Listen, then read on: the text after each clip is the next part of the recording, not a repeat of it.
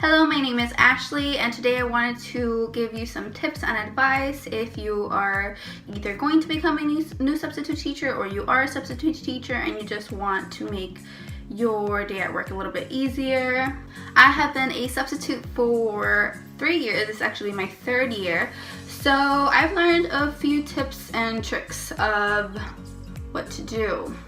My first advice is to take super comfy shoes because you are going to be walking a lot.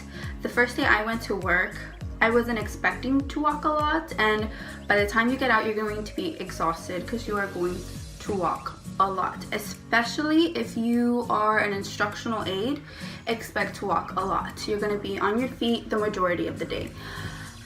So take comfy shoes.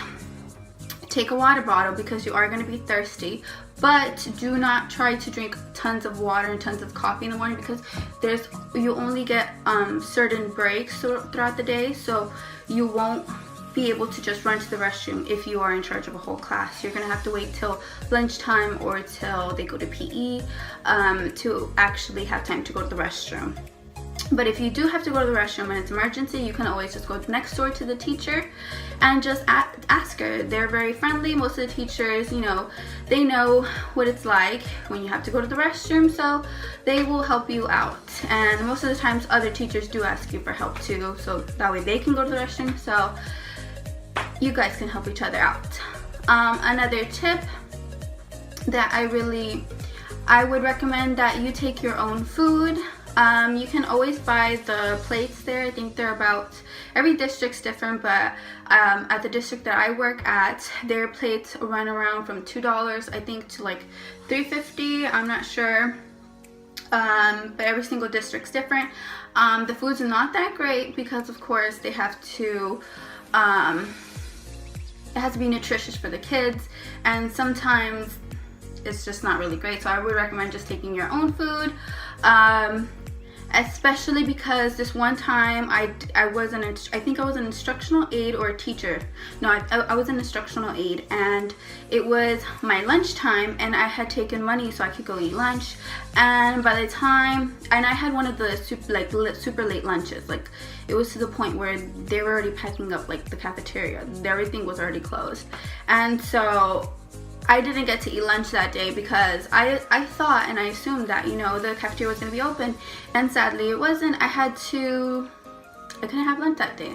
So I would recommend taking your own food.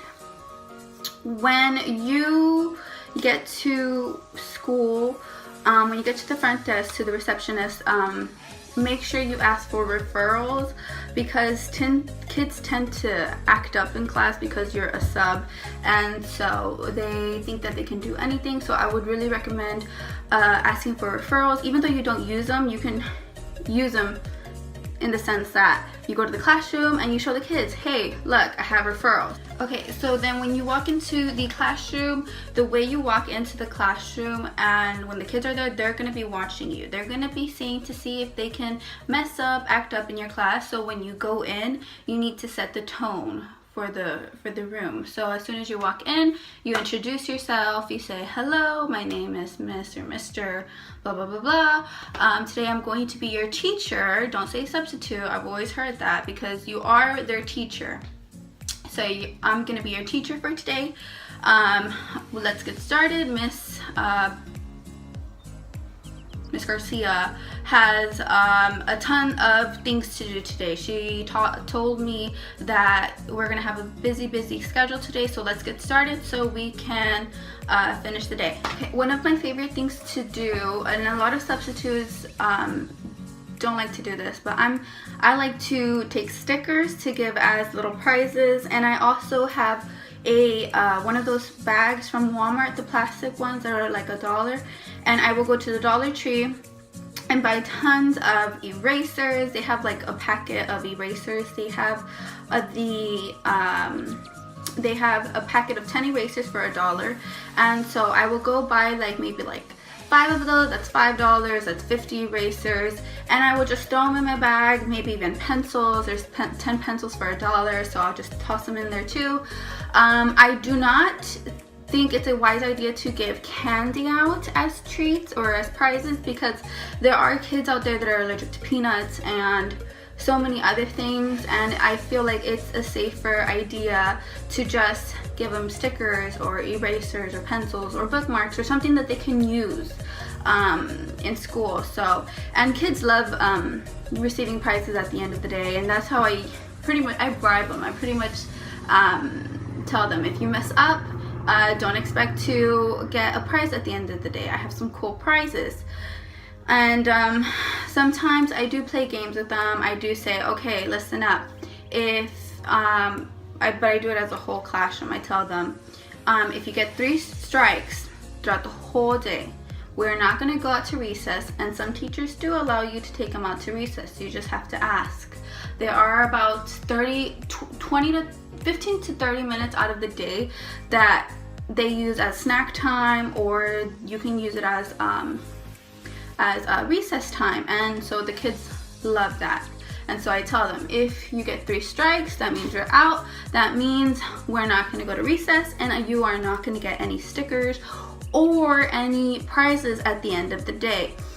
This usually mostly works for my 2nd graders or my 3rd graders. My 6th graders are a little bit older, so they don't really fall into that, but they do like recess, so they sometimes will. Another thing, if you have, because I always does not fail, I always have 1 to 2 to maybe even 3 boys or girls, I've had girls, where they're very rude, they think they can do whatever they want, just totally rude and just so disrespectful. And if that does happen to you, I would recommend, like how I said at the beginning, you know, using those referrals and also leaving a note to the teacher and letting her know. And you need to specifically let him know that you need to let the teacher know that they are bad, and make sure you put their name and you emphasize that they are bad. So that way in the future, if you do sub for them again, they're gonna know, okay, you know what, I need to watch out. I need to make sure I talk to this one student and make sure that he's behaving well. Another great tip that I have learned is that try not to be too strict. At the beginning, I was super strict. I wanted everyone in order. I wanted everyone quiet, and like I literally wanted it to be like if they were high schoolers and just super quiet and just perfect. But that's not going to happen because they are 2nd graders or 3rd graders or 1st graders or maybe even kinder. So don't expect too much for them. Don't expect them to be super quiet that you could drop a pencil and you're going to be able to hear. No, it's not going to happen. There's going to be chattering here and there. And sometimes you get classes that are just phenomenal. They're just, your day's going to go so smoothly. But then other days, you're just going to get a class that you're just like, I'm not coming here again. And so it just depends. So I really just recommend just taking it easy. Don't be too strict. Of course, they're kids, so you know there has to be certain guidelines, but definitely recommend just taking it easy, you know, being their friend, you know, make it a fun game, you know. Oh, let's race, let's see who gets to finish the assignment first. I know being a substitute is a hard job. It's a tough job because, you know, you feel like you don't get the respect. You know, kids are just, they know they kind of act up, and, you know, sometimes they think that you don't have any power, but you do. Okay, so that is it for my tips and advice. I hope you enjoyed them. I hope you liked this video. If you did, please give it a thumbs up and please subscribe. And if you have any questions for me, you can ask down below, and I will see you guys in my next video.